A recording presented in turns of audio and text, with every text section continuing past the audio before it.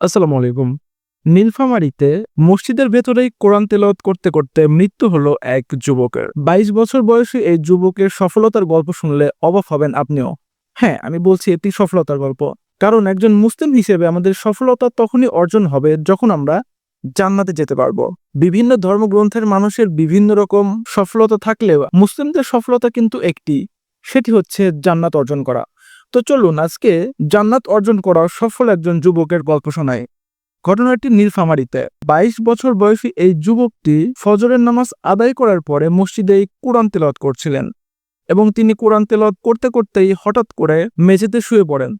তাকে দেখে মুয়াজ্জিন এগিয়ে যায় এবং মুয়াজ্জিনের কোলেই তিনি মৃত্যুর কোলে ঢলে পড়েন। যে এত সুন্দর মৃত্যু যে মুমিন বান্দার হয় এটা আমরা আগে দেখি নাই। তো আমি তার কাছে যখনই হেলি গেল, আস্তে আস্তে ফ্লোরে শুয়ে গেল, আমি এইরকম হিসকি উঠতেছে। আমি বলতেছি ভাই ভাই সাজু ভাই, সে আরও বেশি করে হিসকি হইতেছে আর কি।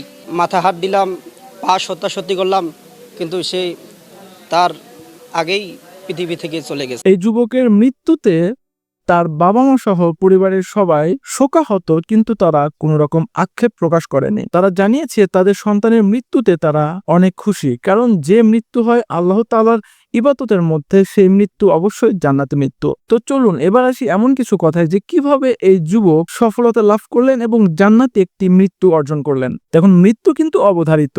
আপনাকে আমাকে সবাইকে মৃত্যুর স্বাদ গ্রহণ করতে হবে। একজন মানুষ যদি সারাক্ষণ পাপের মধ্যে লিপ্ত থাকে তাহলে কিন্তু তার মৃত্যুটি সেই পাপের মধ্য দিয়ে হওয়ার সম্ভাবনা অনেক বেশি। আর একজন মানুষ যদি সবসময় নেক কাজ করে এবং আল্লাহ তাআলার ইবাদতে মগ্ন থাকে তাহলে কিন্তু সেই অবস্থাতেই তার মৃত্যুর সম্ভাবনা বেশি। তো আজকে আমরা যে যুবকের মৃত্যু নিয়ে আলোচনা করলাম, এই যুবক গ্রামবাসীর কাছ থেকে জানা যায় যে এই যুবক বেশিরভাগ সময় আল্লাহ তাআলার ইবাদতে মগ্ন থাকতেন এবং তিনি তার পরিবার পরিজন আত্মীয় স্বজন সবার সাথে খুব ভালো ব্যবহার করতেন। যেহেতু তার ইন্টেনশন ছিল জান্নাতের প্রতি, যে কারণে তার মৃত্যুটা হয়েছে জান্নাতে একটি মৃত্যু। আসলে মৃত্যু অবধারিত, কিন্তু সময়টাই শুধু অনির্দিষ্ট। তো আসুন আমরা জীবনের বেশিরভাগ সময় আল্লাহ তাআলার ইবাদতের মধ্য দিয়ে কাটিয়ে দিই, যেন আমাদের মৃত্যুটা সেই ইবাদতের মধ্যে হওয়ার সম্ভাবনাই অনেক বেশি থাকে। তো যাই হোক, সম্মানিত দর্শক শ্রোতা, এমন একটি যুবকের সফলতার গল্প শোনাতে পেরে আমরাও নিজেদেরকে ধন্য মনে করছি। তো এই ছিল আজকের ভিডিও।